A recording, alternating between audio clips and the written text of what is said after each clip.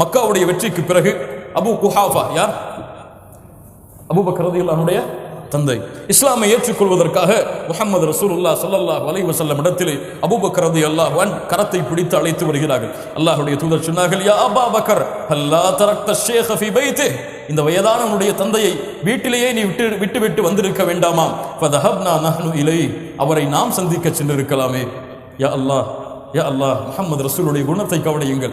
நாம் அந்த வயதானவரை சந்திக்க சென்றிருக்கலாமே, அவரையே நம்மிடத்திலே அழைத்து வந்தீர்கள். அபூபக்கர் அவர்கள் சொன்னார்கள், அல்லாஹ்வுடைய தூதரே, நாங்கள் தான் உங்களை சந்திக்க வர தகுதியானவர்கள். அல்லாஹ்வுடைய தூதர் ஸல்லல்லாஹு அலைஹி வஸல்லமுடைய கரத்திலே அபு குஹாஃபா இஸ்லாமை ஏற்றுக்கொண்டார்கள். وأسلم أبو قحافة فبكى سيدنا أبو بكر الصديق رضي الله عنه. அபு குஹாஃபா இஸ்லாமை ஏற்றவுடன், தந்தை இஸ்லாமை ஏற்றவுடன் அபூபக்கர் ரலியல்லாஹு அன்ஹு அழுக ஆரம்பித்து விடுகிறார்கள். அல்லாஹ்வுடைய தூதர் சொன்னார்கள், யா அபா பக்கர் லிம தபகி, ஏன் அழுகிறீர்கள்? ஹாதா யௌமுல் ஃபரஹ், இது சந்தோஷமான நாள். ஃபஅபூக அஸ்லம், உன் தந்தை இஸ்லாமை ஏற்றுக்கொண்டிருக்கிறார். வனஜா மினன் நார், நரகத்திலிருந்து விடுதலையாக இருக்கிறாய், நரகத்திலிருந்து விடுதலையாக இருக்கிறார். இதை விட சந்தோஷமான நாள் என்ன இருக்கிறது அபூபக்கரே, ஏன் அழுகிறீர்கள்? அல்லாஹ்வுடைய தூதர் முஹம்மது ரசூலுல்லாஹ் ஸல்லல்லாஹு அலைஹி வஸல்லம் அவர்களுடைய இந்த கேள்விக்கு அபூபக்கர் சித்திக் என்ன பதில் சொன்னார்கள் தெரியுமா? என்ன பதில் சொன்னார்கள் தெரியுமா? அல்லாஹ்வுடைய தூதரே, என் தந்தை இஸ்லாமை ஏற்றுக்கொண்டார், ஆனால் உங்களுக்கு விருப்பமான அபூ தாலிப் இஸ்லாமை ஏற்றுக்கொள்ளாமல் இறந்து விட்டாரே, என் தந்தை இஸ்லாமை ஏற்றுக்கொண்டதில் மகிழ்ச்சியை விட அபூ தாலிப் இஸ்லாமை ஏற்றுக்கொண்டிருந்தால் அதை விட நான் மகிழ்ச்சி அடைந்திருப்பேன். என்ன கவலை பாருங்கள். அல்லாஹ்வுடைய தூதருடைய ஒரு கவலை, யாருடைய கவலை? அபூபக்கர் அவர்களுடைய கவலை. அல்லாஹ்வுடைய தூதருடைய ஒரு ஏக்கம், அபூபக்கர் ரலியல்லாஹுடைய ஏக்கம். அல்லாஹ்வுடைய தூதருக்கு பசித்தால் அபூபக்கர் ரலியல்லாஹு அந்த பசியை உணர்வார்கள். அல்லாஹ்வுடைய தூதர் கவலை கொண்டால் அபூபக்கர் ரலியல்லாஹு அவர்களும் கவலை கொள்வார்கள். அல்லாஹ்வுடைய தூதர் அழுதால் அபூபக்கர் ரலியல்லாஹு அவர்களும் அழுவார்கள். அவ்வளவு அல்லாஹ்வுடைய தூதருக்கு நெருக்கமாக இருந்த தோழர் அபூபக்கர் அஸ்-சித்தீக் ரலியல்லாஹு அன்ஹு. அல்லாஹ்வுடைய மார்க்கத்திற்கு உதவி செய்வதில், அல்லாஹ்வுடைய தீனில் அழைப்பு பணி செய்வதில் அபூபக்கரை மிஞ்சியது யாரும் கிடையாது. ஏன் தெரியுமா? மிகப்பெரிய சஹாபாக்கள் எல்லாம் அபூபக்கர் ரலியல்லாஹு அன்ஹு அவர்களுடைய கரத்தால் தான் இஸ்லாமை ஏற்றார்கள். அவர்களுடைய அழைப்பு பணியால் தான் இஸ்லாமை ஏற்றார்கள். யாரெல்லாம்? உஸ்மான் இப்னு அஃபான், والزبير بن الأوام وعبد الرحمن بن عوف وسعد بن أبي وقاص وطلحة بن عبيد الله. இந்த 5 தோழர்களும் யார்? சொர்க்கத்திற்கு நற்செய்தி சொல்லப்பட்ட 10 தோழர்கள். இந்த 5 தோழர்கள் யாருடைய கரத்தால் இஸ்லாமை ஏற்றார்கள்? அபூபக்கர் அஸ்-சித்தீக் ரலியல்லாஹு அன்ஹு. ஏன்? அவருடைய தந்தைக்கும் அழைப்பு பணி செய்தார், அவருடைய மனைவிக்கும் அழைப்பு பணி செய்தார், அவருடைய பிள்ளைகளுக்கும் அழைப்பு பணி செய்தார். அவருடைய வீட்டிலே வேலையாளாக பணிபுரிந்த ஒரு ராயி, விவசாய ஆட்டை மேய்க்கக்கூடிய ஒரு ராயியாக இருந்த ஆமிர் இப்னு ஃபுஹைரா, அவர்களுக்கும் அழைப்பு பணி செய்தார். ஒட்டுமொத்த குடும்பத்தையும் ஈமானில் நுழைக்கும் வரை போராடி ஒட்டுமொத்த சமூகத்துடைய அந்த குடும்பமும் அல்லாஹ்வுடைய தீனுக்காக உதவி செய்வதற்காகவே அபூபக்கர் ரலியல்லாஹு அன்ஹு உருவாக்கினார்கள். தந்தையும் உதவி செய்தார், மனைவியும் உதவி செய்தார், பிள்ளைகளும் உதவி செய்தார்கள் அல்லாஹ்வுடைய தீனுக்கு. அந்த குடும்பத்தில் இருந்த ஒரு வேலையாலும் அல்லாஹ்வுடைய தீனுக்கு உதவி செய்தார்கள். லா இலாஹ இல்லல்லாஹ். அல்லாஹ்வுடைய தூதர் ஸல்லல்லாஹு அலைஹி வஸல்லம் அவர்களுடைய காலத்திலே அபூபக்கர் ரலியல்லாஹு அன்ஹு அல்லாஹ்வுடைய மார்க்கத்திற்காக அதிகமான செல்வங்களை அல்லாஹ்வுடைய தீனுக்காக கணக்கின்றி கொடுப்பவர்களாக இருந்தார்கள். மக்காவிலே உலா வருவார்கள், யாராவது ஒரு அடிமையை கொடுமைப்படுத்துவார்கள். அபூபக்கர் ரலியல்லாஹு அன்ஹு தன்னுடைய காசை கொடுத்து அந்த அபூபக்கரை விலைக்கு வாங்கி, அந்த அடிமையை விலைக்கு வாங்கி விடுதலை செய்வார்கள். சென்று வா என்று பிலால் ரலியல்லாஹு அன்ஹு அவர்களை விடுதலை செய்தது யார்? மிக அதிகமான கிரயம் கேட்டார் ஒரு அடிமையை, ஏதேலமாக பேசினான். இவரை வைத்துக் கொண்டு என்ன செல்ல போகிறாய்? அபூபக்கரே. பிலால் அவர்களை விலைக்கு வாங்கி உரிமை விட்டவர் யார்? அபூபக்கர் அஸ்-சித்தீக். ஆமிர் இப்னு ஃபுஹைரா இன்னும் 8-7 அடிமைகளை, கிட்டத்தட்ட 7 அடிமைகளை விலைக்கு வாங்கி விடுதலை செய்தார்கள். அவருடைய தந்தை அபூ குஹாஃபா இஸ்லாமை ஏற்பதற்கு முன்னால் கேட்டார்கள், யா புனைய, என் மகனே, ஒன்றுக்கும் உதவாத இந்த அடிமைகளை ஏன் விலைக்கு வாங்கி உன் காசை வீணடிக்கிறாய்? ஏதாவது நல்ல திடகாத்திரமான அடிமைகளை எடுத்து வேலையாளாக பயணித்தால் அதன் மூலமாக ஏதாவது வருமானமாவது வரும். இப்படி அடிமைகளை விடுதலை செய்வதால், ஒன்றுக்கும் உதவாத அடிமைகளை விடுதலை செய்வதால் என்ன பலனை விரும்புகிறாய்? அபூபக்கர் சித்திக் ரலியல்லாஹு அன்ஹு சொன்னார்கள், நான் எந்த ஒரு பலனையும் விரும்பவில்லை அல்லாஹ்வுடைய பொருத்தத்தை தவிர. சுப்ஹானல்லாஹ். இதை கேட்டுக்கொண்டிருப்பவன் யார்? யார்? அல்லாஹ் வசனம் இறக்கினான், வஸ யுஜன்னபுல் அத்கா அல்லதி யுக்தி மாலஹு யதஸக்கா வமா லிஅஹதின் இன்தஹு மின் நிஅமத்தின் துஜ்ஸா இல்லா இப்திகா வஜ்ஹி ரப்பிஹில் அலா வலஸௌஃப யர்தா. ஒட்டுமொத்த தஃப்சீருடைய ஆசிரியர்களும் சேர்ந்து சொல்கிறார்கள், சூரத்துல் லைலுடைய 17வது வசனம் முதல் 21வது வசனம் வரை இறக்கப்பட்டது யாருக்கு தான்? அபூபக்கருக்கு தான். அல்லாஹ் சொல்லுகிறான், தன்னுடைய உள்ளத்தை சுத்தப்படுத்துவதற்காகவே அல்லாஹ்வுடைய பாதையில் செலவு செய்பவர். சுப்ஹானல்லாஹ். அல்லாஹ்வுடைய பொருத்தத்திற்காகத்தான் இவர் செல்வத்தை ஏழைகளுக்கு கொடுத்து எந்த ஒரு கூலியும் விரும்பாமல் இருக்கிறார். இவர் அல்லாஹ்வுடைய பொருத்தத்தையும் பெற்றுவிட்டார் என்று. லா இலாஹ இல்லல்லாஹ். கண்ணியத்துக்குரியவர்களே, அபூபக்கர் சித்திக் ரலியல்லாஹு அன்ஹு தபூக்குடைய யுத்தம் அல்லாஹ்வுடைய தூதர் ஸல்லல்லாஹு அலைஹி வஸல்லம் அறிவிக்கின்றார்கள். இந்த போர்க்களத்திற்கு செல்வம் தேவைப்படுகிறது, உங்களுடைய செல்வங்களை நீங்கள் கொடுக்க முன்வாருங்கள் என்று சொன்னவுடன் உஸ்மான் இப்னு அஃபான் அந்த போரிலே மிகப்பெரிய செல்வத்தை கொடுத்தார். உஸ்மான் இப்னு அஃபான் ரலியல்லாஹு அன்ஹு அவருக்கு அந்த கணக்கீட்டின் அடிப்படையில் உஸ்மான் ரலியல்லாஹு அன்ஹு அவர்களை யாரும் போட்டி போட முடியாது. உமர் ரலியல்லாஹு அன்ஹு இந்த அறிவிப்பு வந்தவுடன் அல்லாஹ்வுடைய தூதர் இந்த போருக்கு செலவழியுங்கள் என்று சொன்னவுடன் சொன்னார்கள், இன்றைக்கு எப்படியாவது அபூபக்கரை முந்தியே தீருவேன், இன்றைக்கு எப்படியாவது அபூபக்கரை முந்தியே தீருவேன் என்று கூறி வீட்டிற்கு வேக வேகமாக சென்று தன்னுடைய வீட்டின் பாதி சொத்தை, சுப்ஹானல்லாஹ் சுப்ஹானல்லாஹ், சஹாபாக்களுடைய அல்லாஹ்வுடைய மார்க்கத்திற்கு அவர்கள் செய்த அர்ப்பணிப்புகளை பாருங்கள் மூமின்களை. என்ன எடுத்து வைத்தும் அல்லாஹ்வுடைய தீனுக்காக, என்ன அர்ப்பணிப்பை செய்தோம் அல்லாஹ்வுடைய தீனுக்காக. ஒரு மணி நேரத்தை கொடுப்பதற்கு நம்முடைய உள்ளம் எத்துணை விஷயங்களை அர்ப்பணிக்க வேண்டி இருக்கிறது. துன்யாவில் அர்ப்பணித்து அல்லாஹ்வுடைய மார்க்கத்தை கற்பதற்காக ஒதுங்குவதற்கு நமக்கு நேரம் இல்லை. ஆனால் சஹாபாக்கள் இந்த துன்யா அனைத்தையும் அர்ப்பணித்தார்கள், அல்லாஹ் கொடுக்கின்ற அனைத்தையும் திருப்பி கொடுத்தார்கள், அல்லாஹ்வுடைய தீனுக்காகவே பாதி செல்வத்தை கொடுத்தார்கள். சொன்னார்கள், இன்றைய தினம் அபூபக்கரை எப்படியாவது மிகைத்தை தீருவேன். அல்லாஹ்வுடைய தூதரிடத்தில் சென்றார்கள். அபூபக்கர் ரலியல்லாஹு அன்ஹு அவர்களும் வந்தார்கள். அபூபக்கர் அவர்களே, உங்களுடைய செல்வத்தை கொடுங்கள். அபூபக்கர் அவர்களும் செல்வத்தை கொடுத்தார்கள். உமர் அவர்களும் செல்வத்தை கொடுத்தார்கள். உமர் அவர்கள் நன்மையில் போட்டி போட்டு தயாராக இருக்கிறார்கள். நான் தான் வெற்றியாளர் என்று ஒரு கேள்வி கேட்டிருந்தால் உமர் வெற்றியாளராக மாறியிருப்பார். என்ன கேள்வி தெரியுமா? யார் அதிகமான செல்வத்தை கொண்டு வந்தது என்று கேட்டார், உமர் ஜெயித்திருப்பார். முஹம்மது ரசூலுல்லாஹ் அபூபக்கரை யாரும் ஜெயிக்க விட மாட்டார்கள். கேட்டார்கள், உங்களிலே யார் வீட்டிலே எதை விட்டு வந்தது, உங்கள் குடும்பத்திற்காக எதை விட்டு வந்தது? உமர் அவர்கள் சொன்னார்கள், பாதியை வைத்து கொண்டு வந்திருக்கிறேன், பாதியை என்னுடைய குடும்பத்திற்காக வைத்திருக்கிறேன். அபூபக்கர் எதை விட்டு வந்திருக்கிறீர்கள்? அல்லாஹ்வையும் அல்லாஹ்வுடைய தூதரையும் வீட்டிலே விட்டு வந்திருக்கிறேன். சுப்ஹானல்லாஹ். இன்னும் ஒரு மனிதர் பாருங்கள். உமர் அவர்கள் சொன்னார்கள், உமரே தன்னை பார்த்து சொன்னார்கள், ஒரு தவறான எண்ணம் கொண்டு விட்டாயே, யாரை முன்னால் ஜெயிக்க முடியும்? அபூபக்கரையா? இன்னொரு முறை நடக்கிறது. அபூபக்கர் ரலியல்லாஹு அன்ஹு ஃபஜ்ருடைய தொழுகையுடைய நேரத்தில் ஒரு வீட்டிற்கு அடிக்கடி சென்று வருவார்கள். உமர் அவர்கள் ஒரு முறை நோட்டமிட்டார்கள், அபூபக்கர் அவர்கள் இந்த வீட்டிற்கு ஏன் அடிக்கடி செல்கிறார்கள் என்று. ஒரு முறை அபூபக்கர் அவர்கள் வெளியேறியதற்கு பிறகு மறுநாள் சென்று பார்க்கிறார்கள், அங்கே ஒரு வயதான ஒரு கிழவி மூதாட்டி ஒரு சின்ன குழந்தையை வைத்துக் கொண்டிருக்கிறார்கள். கேட்டார்கள், வருபவர் யார் தெரியுமா உங்களுக்கு? தெரியாது. யார் வருகிறார்கள் என்று. அவர் ஹலீஃபா. அப்படியா, ஹலீஃபாவா? என்ன செய்கிறார் உங்களுடைய வீட்டிலே? அவர் வீட்டு வேலை செய்கிறார், எங்களுடைய ஆடுகளை ஏதாவது வாங்கி வந்தால் மாமிசங்களை அதை சுத்தப்படுத்தி கொடுக்கிறார், எங்களுக்கு பணிவிடை செய்கிறார். உமர் அவர்கள் சொன்னார்கள், இந்த வேலையை நாளைக்கு அபூபக்கருக்கு முன்னால் நான் செய்து காண்பிப்பேன். அபூபக்கரை முந்தி எப்படியாவது இந்த வேலையை மறுநாள் காலையில் அபூபக்கர் வருவதற்கு முன்னாலேயே நான் வந்து விடுவேன் என்று காலையிலே வெகு வேகமாக அந்த வீட்டிலே நுழைகிறார். நான் பணிவிடை செய்ய தயாராகிறேன் என்று சொன்னவுடன் அந்த வயதான பெண்மணி சொன்னார்கள், உன்னுடைய தோழர் முன்னாலேயே வந்து விட்டாரே என்று. சுப்ஹானல்லாஹ் சுப்ஹானல்லாஹ். உமர் அவர்கள் சொன்னார்கள், இன்றைய தினமும் நான் தோற்றுவிட்டேன், இனிமேல் அபூபக்கரை முந்துவதற்கு எந்த முயற்சியும் கொள்ள மாட்டேன். சுப்ஹானல்லாஹி ரப்பில் ஆலமீன். அவ்வளவு உயர்வான தோழர், கண்ணியத்துக்குரியவர்களே, அவ்வளவு சிறந்த குணமுடைய தோழர். அவர்களுடைய குணத்தை அல்லாஹ் பக்குவப்படுத்துகிறான். அவர்களுடைய மகளின் மீது ஒரு இட்டுக்கட்டப்பட்ட ஒரு நிகழ்வு நடக்கிறது. மிஸ்தாஹ் தான் அதிகமான செல்வத்தை கொடுத்து வளர்த்த தன்னுடைய குடும்பத்திலே வளர்ந்த ஒரு பிள்ளை மிஸ்தாஹ்.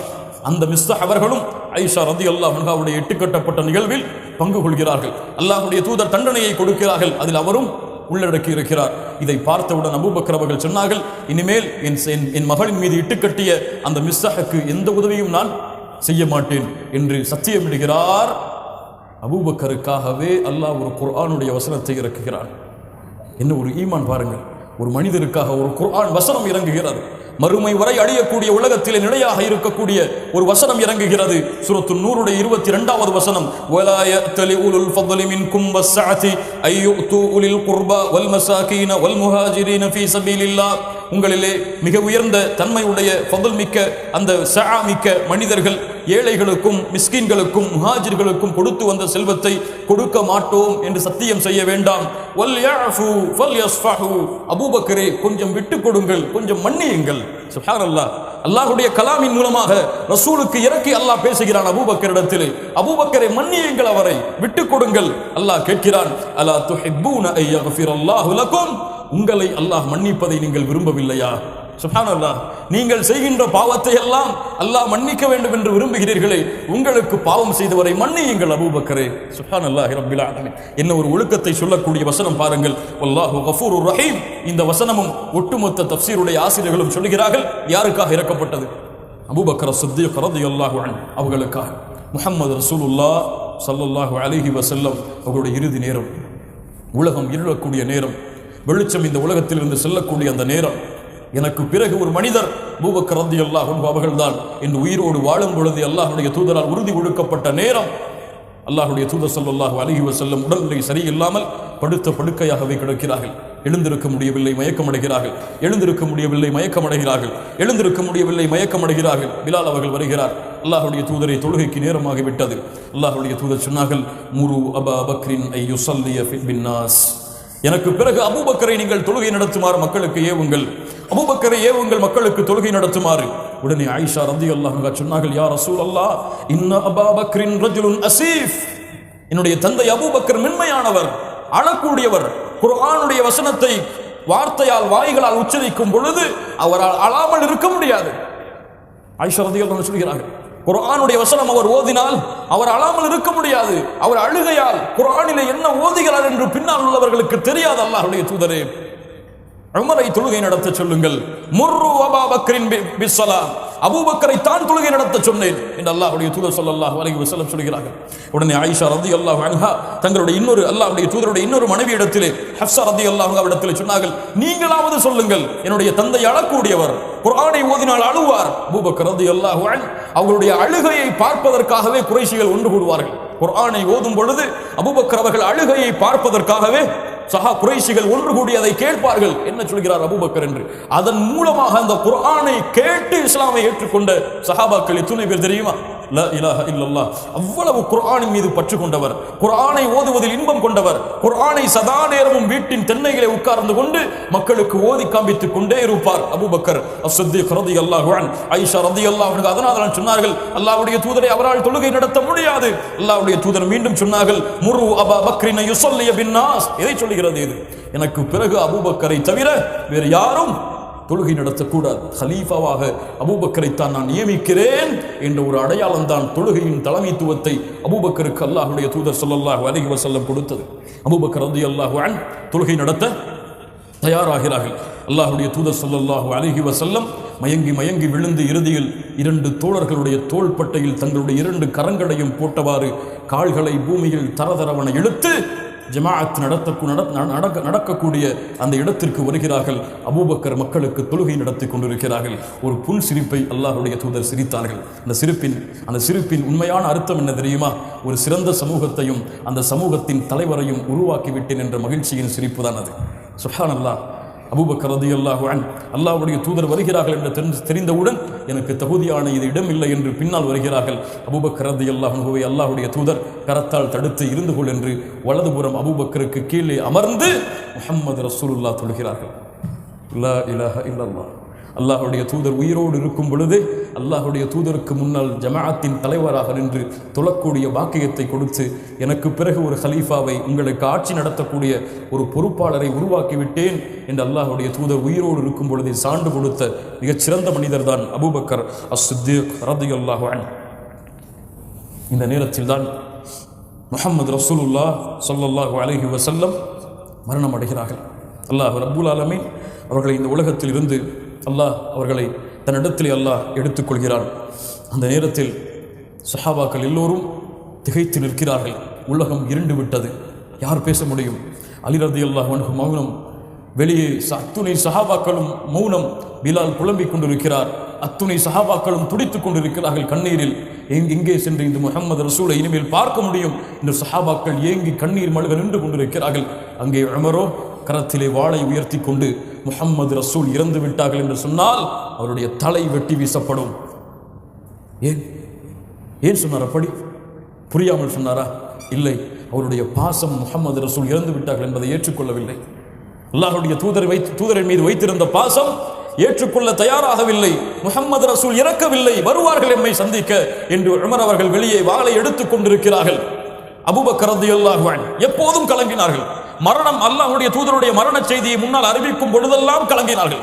எல்லா சஹாபாக்களும் புரியாமல் இருந்த பொழுது கூட அபூபக்கர் ரலியல்லாஹு அன்ஹு அந்த வார்த்தையை எடுத்துக்கொண்டு கலங்கிக் கொண்டிருந்தார்கள். ஹஜ்ஜத்துல் விதா அல்லாஹ்வுடைய தூதர் இறுதி அழைப்பை கொடுத்தவுடன் அபூபக்கர் ரலியல்லாஹு அன்ஹு கலங்கினார்கள். ஆனால் எப்போதும் கலங்கிய அபூபக்கர் ரலியல்லாஹு அன்ஹு முஹம்மது ரசூலுல்லாஹ் ஸல்லல்லாஹு அலைஹி வஸல்லம் அவர்களுடைய சபைக்கு அவர்கள் மரணமாகிவிட்ட அந்த இடத்திற்கு வரும் பொழுது ஒட்டுமொத்த சஹாபாக்களும் கலங்கிக் கொண்டிருக்கிறார்கள். அபூபக்கர் மட்டும் கலங்காமல் வருகிறார். ஏன்? எப்போதும் கலங்கினாரே. முஹம்மது ரசூலை பிரிந்து அவரால் எப்படி இருக்க முடியும்? ஏன் கலங்கவில்லை? அல்லாஹ்வுடைய தூதர் கொடுத்த வளர்ப்பு அப்படித்தான். அபூபக்கர் ரலியல்லாஹு அன்ஹு கலங்கிவிட்டால் ஒட்டுமொத்த சஹாபாக்களும் அடுத்து என்ன செய்வதென்று தெரியாமல்லாகி விடுவார்கள். ஒரு தலைவர் அதை வழிநடத்த வேண்டும். ஒரு தலைவர் அந்த படையை மீண்டும் எழுந்து செல்ல வேண்டும். ஏன்? இந்த இஸ்லாமிய மார்க்கம் ஒரு தனி மனிதனுக்கு சொந்தமான மார்க்கம் அல்ல. இந்த இஸ்லாமிய மார்க்கம் ஒரு நாள் வீழ்ந்திருக்கும் என்றால் முஹம்மது ரசூலுடைய மரணத்தோடு வீழ்ந்திருக்கும். ஆனால் முஹம்மது ரசூலுக்கும் சொந்தமான மார்க்கம் இது கிடையாது. அபூபக்கரின் சொந்தமான மார்க்கம் இது கிடையாது. உமரின் சொந்தமான மார்க்கம் இது கிடையாது. யாருடைய இழப்பாலும் மரணத்தாலும் இந்த மார்க்கம் வீழாது. ஏன்?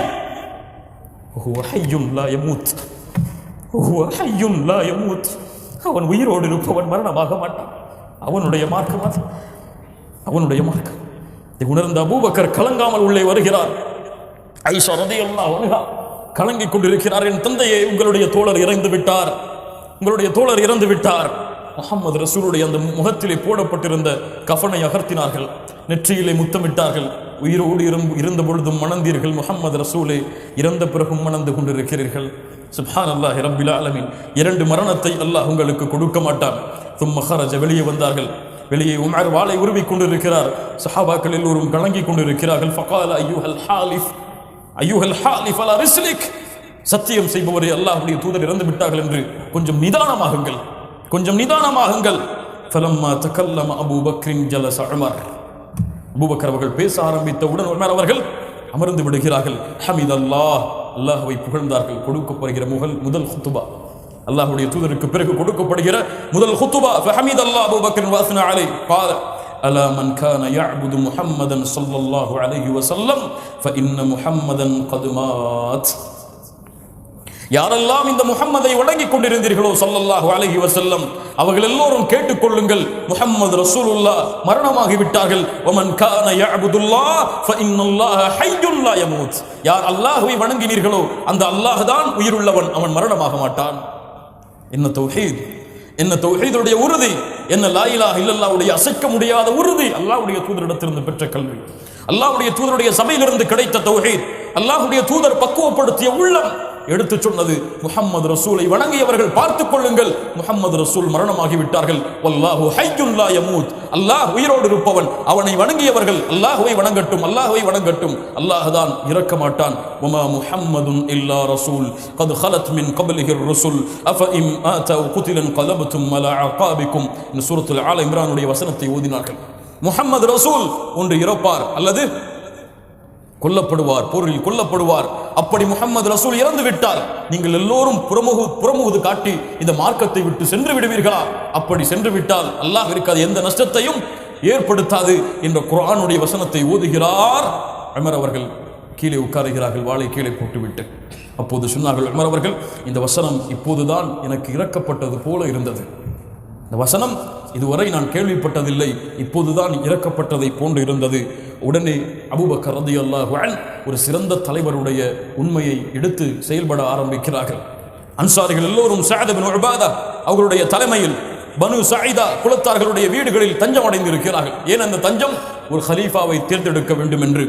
அப்போது அவர்கள் பேசிக் கொண்டார்கள். ஃபகாலு மின்னா அமீரும் வ மின்கும் அமீர், எம்மல் அன்சாரிகளிலிருந்து ஒரு அமீர், முஹாஜிரிலிருந்து ஒரு அமீர் என்று பேசிக் கொண்டார்கள். அப்போது அபூபக்கர் அவர்களும் உமர் அவர்களும் உள்ளே நுழைகிறார்கள். அந்த சபைக்கு பனு சஈதா கோத்திரத்தார்கள் ஒன்று கூடி இருக்கக்கூடிய சபைக்கு முஹம்மது ரசூல் இன்னும் அடக்கம் செய்யப்படவில்லை. ஒரு உண்மையான அகீதாவை நிலைநிறுத்த வேண்டிய கட்டாயம் இருக்கிறது. முஹம்மது ரசூலுடைய உடம்பு எடுக்கப்படாமல் இருக்கும் பொழுது ஏன் சஹாபாக்கள் அடுத்த ஹலீஃபாவை பற்றி பேசினார்கள்? ஏன் பேசினார்கள்? ஹிலாஃபத்தின் மீது ஆசை கொண்டா? முஹம்மது ரசூலுடைய இடத்தில் நான் வந்துவிட வேண்டும் என்று விருப்பம் கொண்டா? நஊது பில்லாஹ். அல்லாஹ் இப்படி பேசுபவர்கள் அனைவரை விட்டும் அல்லாஹ் எம்மை பாதுகாப்பானாக. ஒரு தலைவர் அந்த இடத்திலே அமையவில்லை என்றால் மதீனாவை அழிப்பதற்காக எதிரிகள் வெளியே ஹலீஃபாவை நியமிக்க வேண்டிய கட்டாயம் சஹாபாக்கள் இருக்கிறார். ஏன்? ரோம பாரசீக அரசுகள் எல்லாம் மதீனாவை குதறுவதற்காக தயாராக காத்துக் கொண்டிருக்கிறது. ஏன்? அல்லாஹ்வுடைய தூதர் ரோமை எதிர்ப்பதற்காக ஒரு படையை இறுதி நேரத்திலே தயார்படுத்திக் கொண்டிருக்கிறார்கள். ஒரு ஹலீஃபா அமைய வேண்டும், இருந்தால்தான் முஸ்லிம் சமூகம் பாதுகாக்கப்படும் என்பதால் தலைமைத்துவத்தை ஏற்றுக்கொள்ள சஹாபாக்கள் எல்லோரும் ஒரு இடத்திலே ஒன்று கூடி பேசுகிறார்கள். அபூபக்கர் அவர்களும் உமர் அவர்களும் அந்த சபைகளை உள்ளே நுழைகிறார்கள். அப்போது அபூபக்கர் ரலியல்லாஹு அன்ஹு எல்லா சஹாபாக்களையும் அமர சொல்லிவிட்டு பேசுவதற்காக தயாராகும் பொழுது உமர் அவர்கள் பேசுவதற்காக ஏதோ சில குறிப்புகளை வைத்திருக்கிறார்கள். அபூபக்கர் அவர்கள் உமர் அவர்களை பார்த்து சொன்னார்கள், உமரே, நான் பேசுகிறேன், அதற்கு பிறகு நீ பேசு என்று கூறினார்கள். சொன்னார்கள், அல்லாஹ்வுடைய தூதர் ஸல்லல்லாஹு அலைஹி வஸல்லம் மரணமாகி விட்டார்கள்.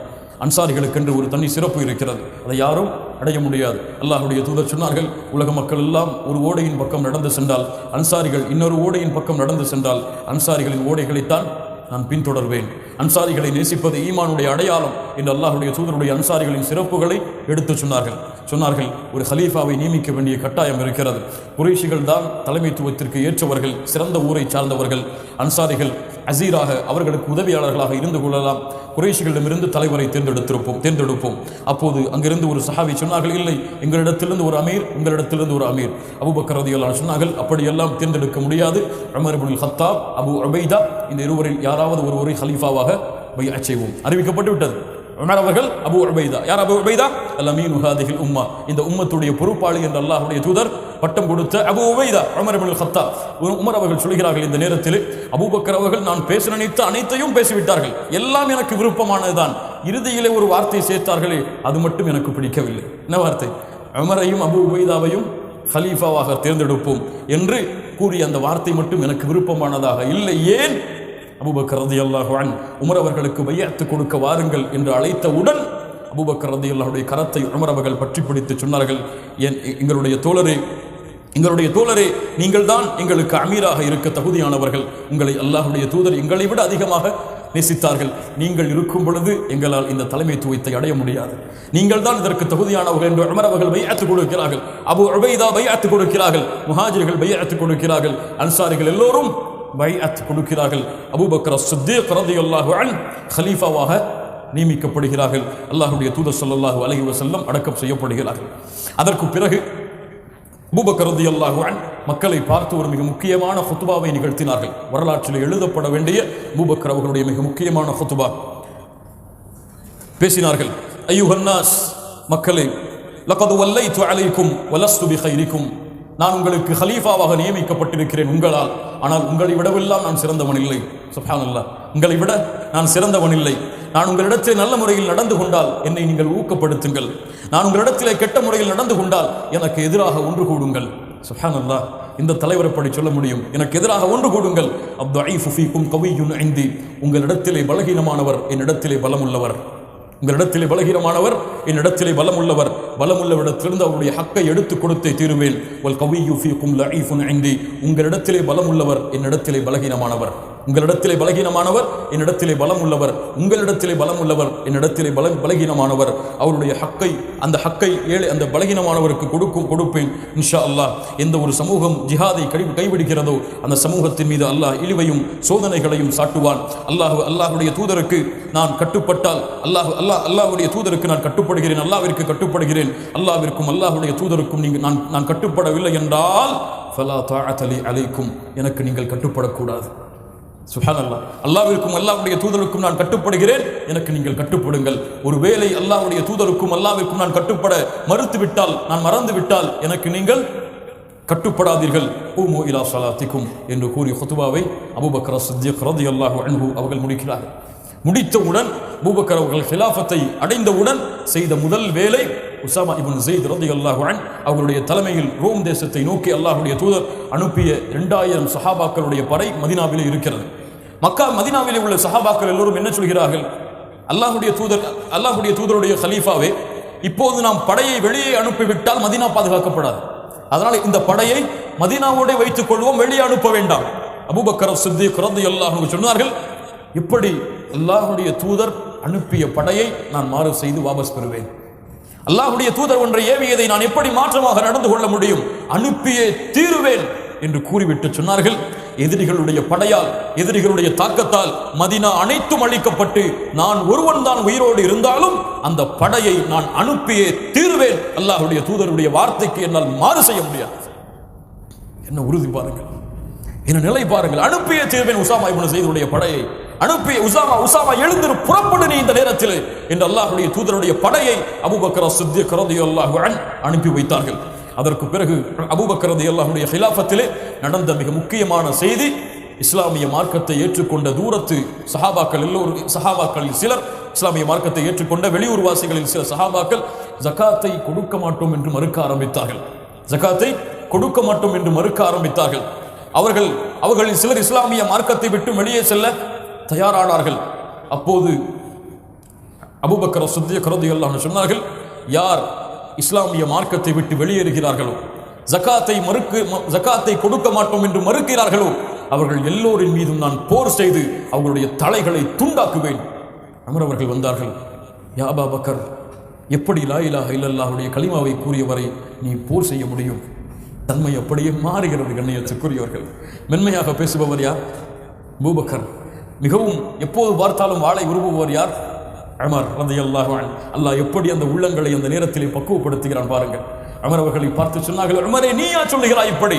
உனக்கு அல்லாஹ்வுடைய தூதருடைய அறிவிப்பு தெரியாதா?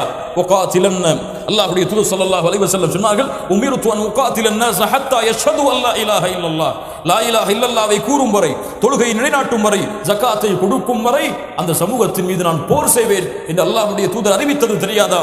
அப்படி என்றால் ஜகாத்தை மறுக்கக்கூடிய கூட்டத்தின் மீதும் போர் செய்ய வேண்டும். ல உகாத்திலன்ன மன் ஃபர்ரக பைன ஸலாத்தி வஸ் ஸகா, ஜகாத்தையும் தொழுகையும் பிரித்து பார்ப்பவன் மீது போர் செய்வேன், செய்தே தீருவேன். அவயன் குசுத்தீனு அபூபக்கரின் ஹய்யுன், இந்த அபூபக்கர் உயிரோடு இருக்கும் வரை அல்லாஹ்வுடைய தீனில் குறைவு ஏற்பட விட மாட்டேன், அனுமதி அளிக்க மாட்டேன்.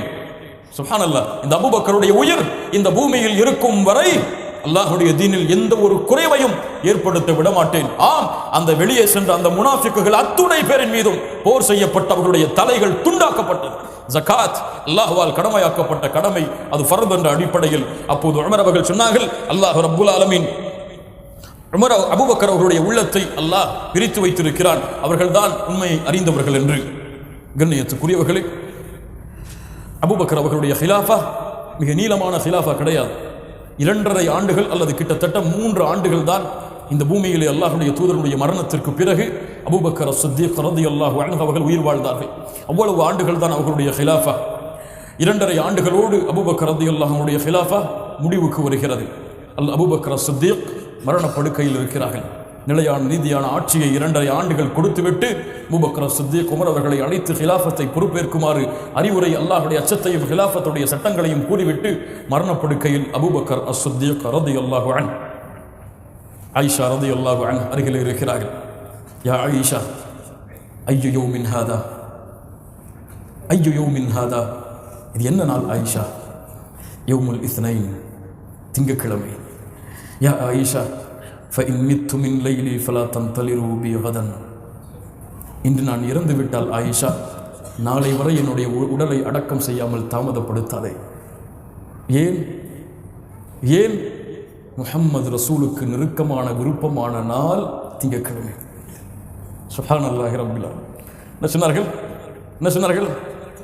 யா ஆயிஷா, நான் இறந்து விட்டால், திங்கட்கிழமையாக இருப்பதால் இறந்து விட்டால் நாளை வரை என்னை தாமதப்படுத்தாதீர்கள். ஏன்? முஹம்மது ரசூலுக்கு விருப்பமான நெருக்கமான நாள் திங்கட்கிழமை. முஹம்மது ரசூல் விரும்பக்கூடிய நெருக்கமான நாளில் நானும் மரணம் அடைய விரும்புகிறேன். லா இலாஹ இல்லல்லாஹ்.